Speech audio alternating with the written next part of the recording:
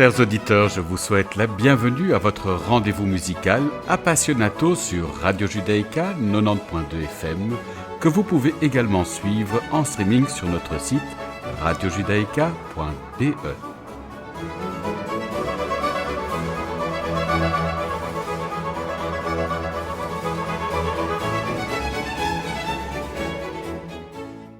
Nous avons l'immense plaisir d'accueillir aujourd'hui François Joubert-Caillé qui vient nous présenter l'achèvement d'un projet au long cours, l'intégrale de l'œuvre pour viol de Marin Marais en 20 CD paraissant chez Richard Carr. Bonjour François. Bonjour. Alors je résume votre parcours. Vous êtes aujourd'hui une figure incontournable de la viole de Gamp. Vous explorez la musique ancienne et faites découvrir des trésors oubliés. Vous aimez aussi briser les frontières, musique traditionnelle, musique contemporaine, électronique, improvisation, danse contemporaine, tout vous inspire. Vous commencez votre apprentissage musical par la flûte à bec, le piano et la contrebasse. Ensuite, vous choisissez la viole de Gamp et étudiez avec Paolo Pandolfo à la Schola Cantorum Basiliensis. Vous travaillez aussi l'improvisation avec Rudolf Lutz. Vous remportez le premier prix et le prix du public au concours international de Bruges. Depuis 2009, vous dirigez l'ensemble L'Achéron. Vous jouez sur les grandes scènes européennes et publiez des enregistrements qui reçoivent de nombreux prix, notamment des diapasons d'or, des chocs de classica ou des échos classiques. Je vous propose de débuter notre entretien en écoutant Folie d'Espagne, extrait du manuscrit d'Édimbourg de Marin Marais.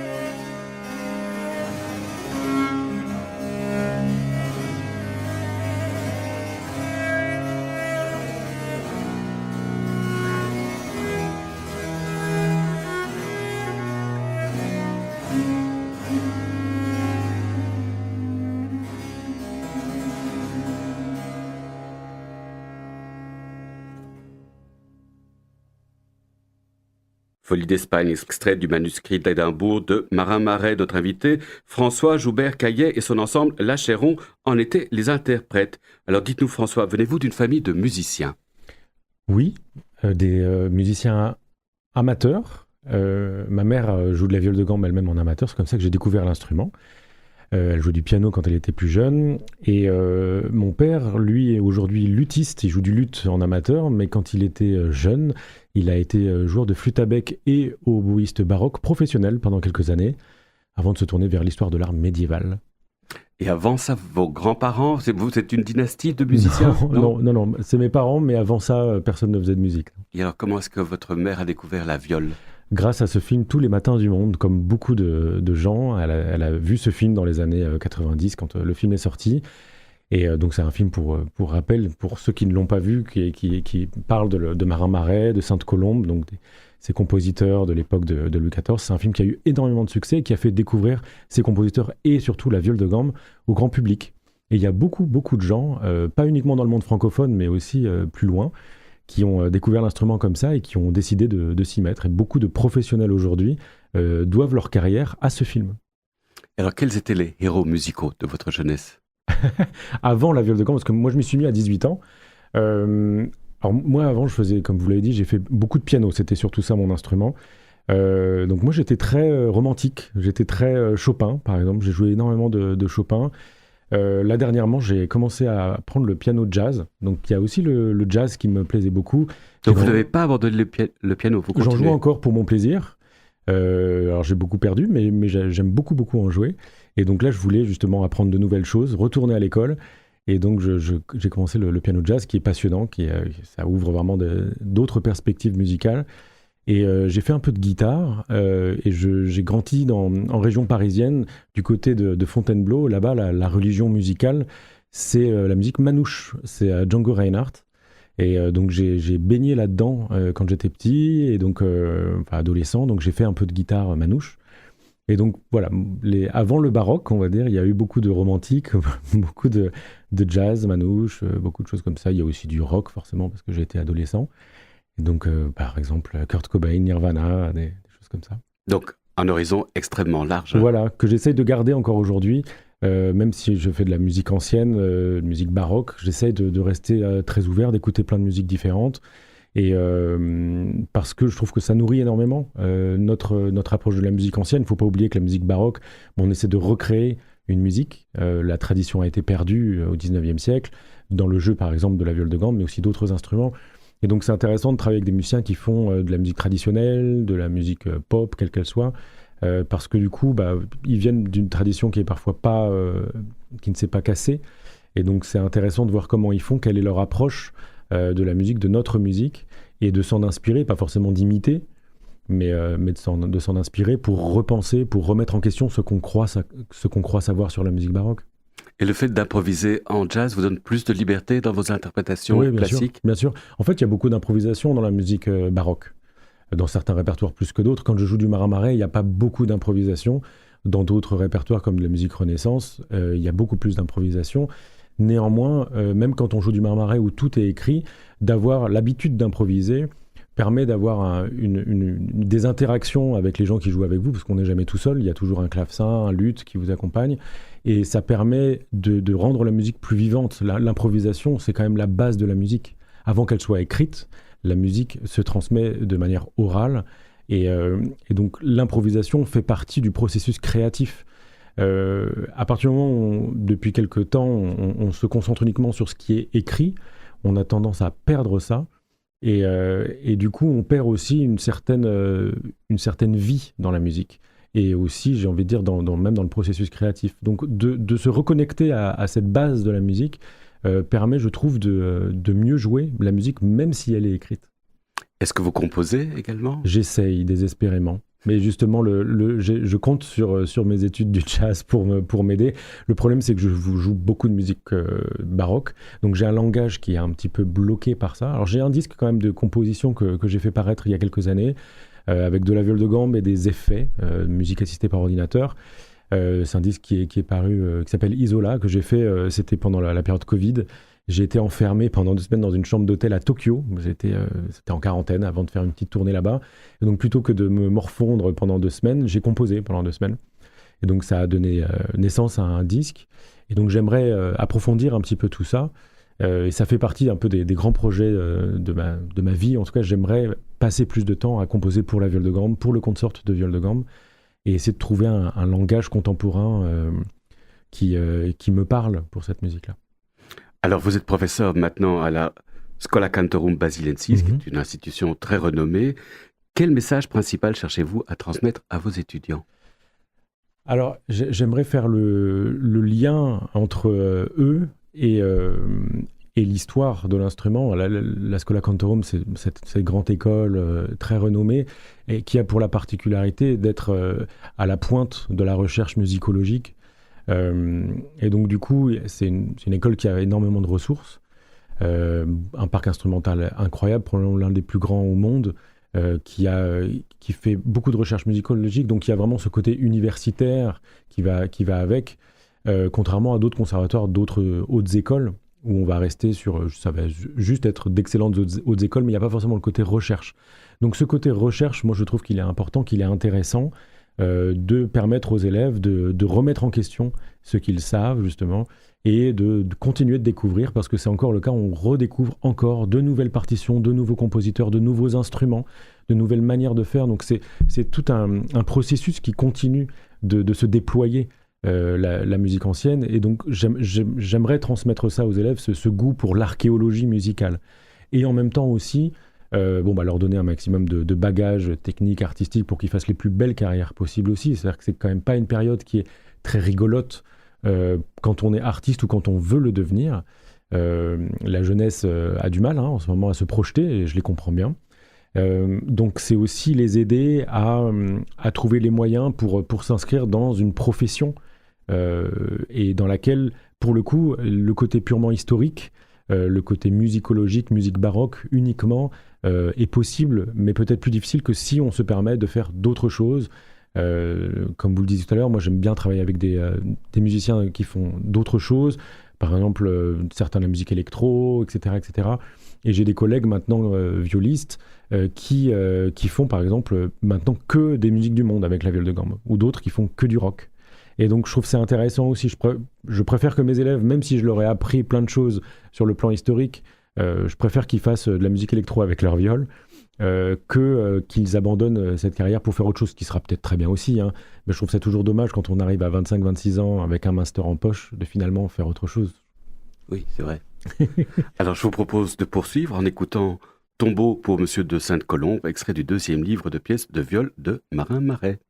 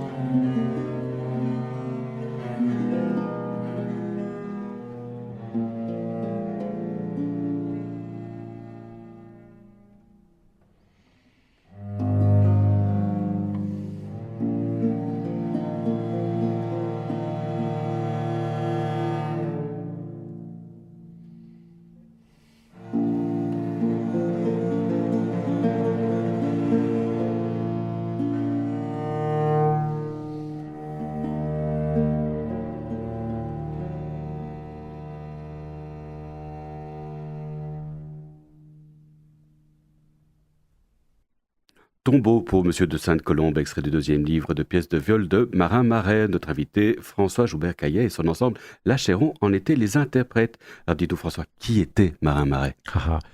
Marin Marais, ça a été l'un des chouchous de Louis XIV.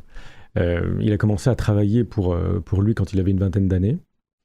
Il venait d'une famille bourgeoise. Son père était cordonnier, d'origine normande. Assez rapidement, par les relations justement de sa famille, il est mis en face du roi qui repère tout de suite son talent. Et il est aussi repéré par Jean-Baptiste Lully, qui était surintendant de la musique du roi, qui était un peu une sorte de ministre de la musique de Louis XIV.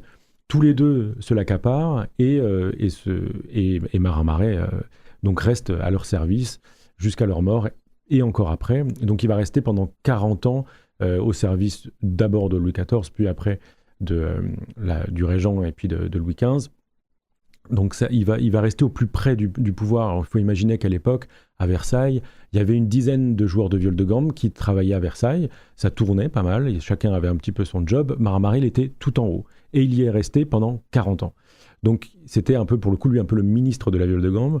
Et avec les 5 livres qu'il a fait paraître, il a assis cette position. Je pense que c'était quelqu'un qui était très intelligent. Il avait peut-être justement cette culture bourgeoise. Il savait bien gérer son affaire. Et il a très bien géré sa carrière. Même quand on voit comme les actes notariaux, etc., comment il a géré les choses même par rapport à ses enfants, etc., etc. On sent que c'était, comme on dit, je ne sais pas si on dit ça aussi en Belgique, mais en France, on dit il a géré les choses en bon père de famille. Et on sent ce côté-là. Et puis il a fini sa carrière, enfin, une fois qu'il l'a fini, il avait une très belle maison à Paris et il jardinait. Voilà, il a fini sa carrière, sa vie en bon bourgeois. Et donc voilà, il y a ce côté-là chez lui. En même temps, il était donc à une période où sur le plan musical, les choses étaient très conservatrices. C'est-à-dire que Louis XIV et Lully fixent le style français. Ils ne se laissent pas du tout déborder par le style italien qui est en train d'inonder l'Europe et qui va après donner naissance à une nouvelle musique formidable. Non, en France, on reste très conservateur. Et donc Marin Marais, il est un petit peu au milieu de tout ça. On va souvent le considérer d'ailleurs lui-même comme assez conservateur, ce qu'il était peut-être, mais dans sa musique, et c'est ce que mon intégrale démontre aussi, il y a malgré tout énormément d'inventivité et d'ouverture vers justement ce style italien, vers d'autres styles. Alors ça reste très modeste, il ne peut pas se permettre de révolutionner les choses non plus, mais si vous prenez par exemple, ce sont des suites de danse, donc il y a plein de danses typiques, allemandes, sarabandes, courantes, etc., des danses qu'on danse plus aujourd'hui. Et quand vous prenez par exemple une danse comme le menuet, et que vous voyez comment ces menuets, il en a écrit dans l'intégrale, je ne sais pas combien il y en a, mais on est à plusieurs dizaines, voire centaines. En fait, on voit que tout ça évolue au fur et à mesure de ces 40 années de carrière. Et donc, on voit que malgré tout, même si la forme reste très rigide, il arrive malgré tout à rester toujours créatif, à proposer toujours des choses nouvelles, et sur 40 ans de carrière, que le style, l'écriture évolue malgré tout. Je trouve que ça, c'est intéressant. Quand on fait comme ça juste un disque Marin Marais, par-ci, par-là, on ne s'en rend pas forcément compte. Quand on écoute l'intégrale, alors c'est sûr, il y a 23 heures de musique, hein, on voit cette évolution, on sent cette évolution. Vous écoutez le premier livre et le 5e livre, donc le premier 1686, le dernier 1725, vous n'avez pas du tout... c'est pas la même écriture, c'est pas la même musique. Donc je trouve que c'est assez intéressant. Il y a vraiment un côté... on va un peu dans les coulisses de la musique, quoi. Alors dites-nous, comment est-ce qu'on décide de se lancer dans une entreprise comme l'enregistrement de l'intégrale de l'œuvre de viol de Marin Marais? Alors c'est pas ma faute. Moi je discutais avec Jérôme Lejeune, donc le directeur du label Richard Carr. Donc j'étais moi, au tout début de mon chemin, de ma carrière. J'avais pas encore fait de disque solo. Et donc je lui disais, moi ça m'intéresserait de faire un disque Marin Marais. Un disque Marin Marais. Et il m'a regardé, il a fait la moue, et il m'a dit, tout le monde peut le faire ça. Par contre, de faire l'intégrale, ça ce serait intéressant. Alors on était en fin de repas, on avait un peu bu, j'ai cru qu'il plaisantait, et puis il n'avait pas l'air du tout de plaisanter. Donc j'ai étudié la question pendant quelques semaines, j'ai tout lu, j'ai minuté un peu tout ça, j'ai essayé de me dire est-ce que c'est vraiment faisable, et si oui, comment, sur combien de temps, comment on peut faire un truc pareil. C'était en 2013, c'était un petit bout de temps maintenant, et je me suis dit c'est complètement dingue, c'est colossal, ce serait mon Himalaya à moi, mon Everest, mais en même temps, c'est génial. Et est-ce que c'est possible? Oui, il faudrait faire ci, ça, machin. Mais oui, c'est possible. Et donc j'ai donné le feu vert à Jérôme, et puis en 2014, on a commencé. Et ça a pris 7 ans. Ça a été beaucoup de sessions d'enregistrement. On faisait en moyenne 2 sessions par an. On enregistrait environ 3 disques et demi par an.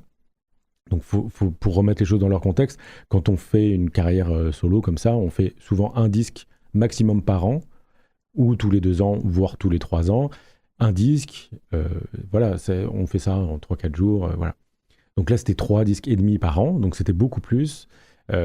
C'était dingue, hein, mais bon, je le regrette bien évidemment pas. J'ai appris énormément sur Marin Marais, sur la viole de gambe, sur moi, sur mon instrument, sur mon corps même, parce que souvent en tant que musicien, on dit on a un côté un peu sportif de haut niveau. Bon, là, je l'ai clairement senti. Là, c'était une sorte de trek plus.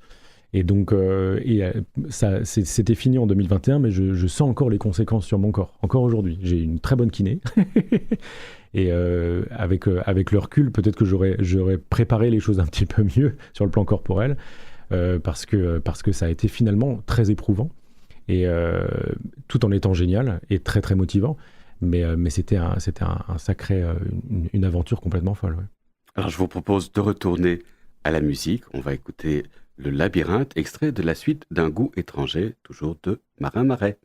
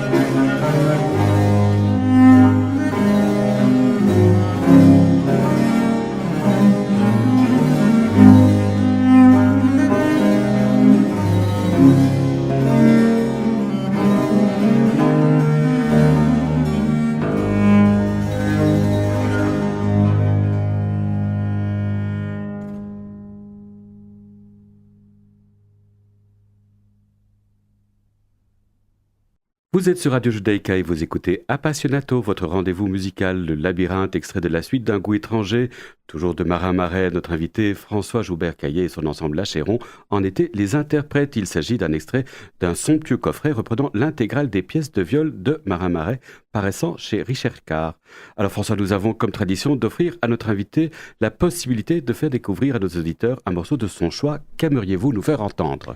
Alors j'aimerais vous faire entendre une fantaisie en rondeau du fils Sainte-Colombe. Alors, c'est un projet, c'était le disque que j'ai enregistré après cette intégrale Marin Marais, donc il est sorti il y a un an, en 2024. Donc Sainte-Colombe le père, c'était le maître de Marin Marais.